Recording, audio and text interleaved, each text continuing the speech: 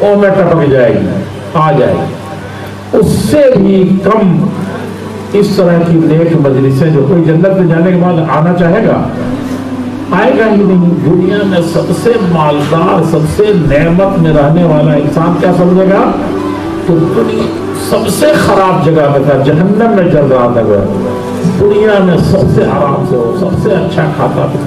وہ بھی جنت میں جب جائے گا تو دنیا کی طرف پلٹ کے دیکھے، کہے گا کہ یا اللہ کیسے جہنم میں بتا، ایسی اس کو خوشی ہوگی، ایسی دولت میں کون آئے گا وہاں سے؟ لیکن ہماری بھول ہے، اس جنت کے لیے تو ہم پریشان ہیں کہ اللہ تعالیٰ دیں گے کہ نہیں دیں گے، سمجھا کہ نہیں سمجھا؟ کیا ہوگا؟ اللہ تعالیٰ سے مانگتے رہتے ہیں، روتے رہتے ہیں، ہر نماز کے بعد جنت ضرور مانگتے ہیں، ہر نیکی کے بعد جنت ضرور مانگتے ہیں، ہر اچھا کام کرتے ہیں تو کہتے ہیں جنت ملے گی۔ میرے بزرگوں، میرے عزیزوں، جنت ملے گی یہاں نیک مجلس قائم ہوتی ہے، وہ جنت کے جتنے پھل ہیں دنیائی میں ملنے شروع ہو جائیں، جتنی دیر بیٹھیں گے، جتنا غور سے سنیں گے، جتنی ایمانداری سے سنیں گے، وہ اگر جنت، اسی لیے اللہ کے نبی صلی اللہ علیہ وسلم جو نیک مجلس ہوتی تھی، قرآن حدیث، اب آپ نے تو بیٹی کو بھیج دیا، کہا کہ بس میری بیٹی پڑھ رہی ہے، جنت میں جائیں گے کیا؟ تو اس کی جنت بنا رہے ہیں، آپ اپنی بنائیے، کسی دن سنیے۔ تو اسی طرح کی نے کہا کہ جب جنت سے گزرو تو چڑھ لیا کرو، یعنی جو بھاگ ہے تو اس میں سے پھل لے لیا۔ تو جو حالات بگڑتے ہیں تو دعوت کے امکانیات بڑھ جاتے ہیں، سمجھا کہ نہیں؟ ہاں، عربی میں کہتے ہیں کہ جب تنگ ہوتی ہے جگہ تو کشادہ ہونا شروع ہو جاتا ہے نا۔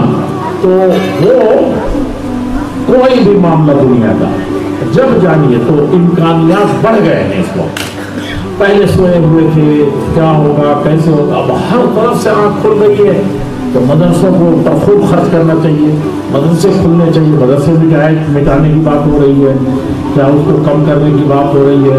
اب پہلے کہتے تھے کہ یہ کرو وہ کرو، مدرسوں میں سنشودھن کرو، اب کہتے نہیں پھر کچھ سنشودھن نہیں کریں گے، ہے کہ نہیں؟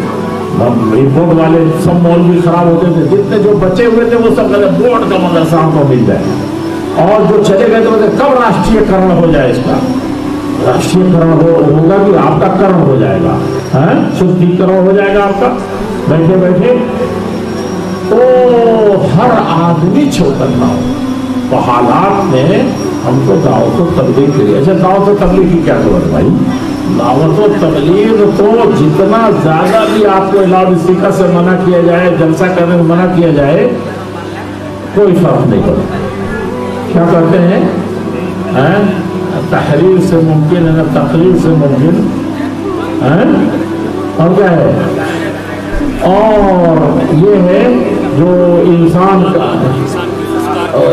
کے کردار کرے، انسان کا کردار، یہی دعوت۔ ایک غیر مسلم طالب علم ہے، آپ استاد ہیں اسی یونیورسٹی میں، اسی میں آپ جلیبی خرید رہے ہیں غیر مسلم سے، آپ کے اخلاق سے وہ 1,00,000 تقریر پھیلے، آپ کے اخلاق سے وہ مانوس ہو گیا۔ ایک دن سودا خریدا، اللہ کے نبی نے ایک دن خریدا، ابو بکر نے ایک دن خریدا، 100 مرتبہ تقریر نبی صلی اللہ علیہ وسلم نے چھپ کے بھی کی، اندھیرے میں بھی کی، گھر جاتے تھے اس کا پخانہ دھل دیتے تھے، اس کو دوا لا کے دیتے تھے، تیمارداری کرتے تھے، سمجھا کہ نہیں سمجھا؟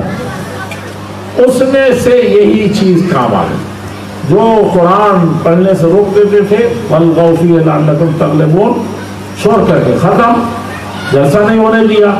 اب آپ ابو بکر کے ہاتھوں 10 مبشرہ سے اکثر مسلمان صرف کردار بولتا ہے، جتنا بھی آپ اسلام میں دیکھیں گے سب کردار ہی کا مسئلہ، دعوت تبلیغ کا۔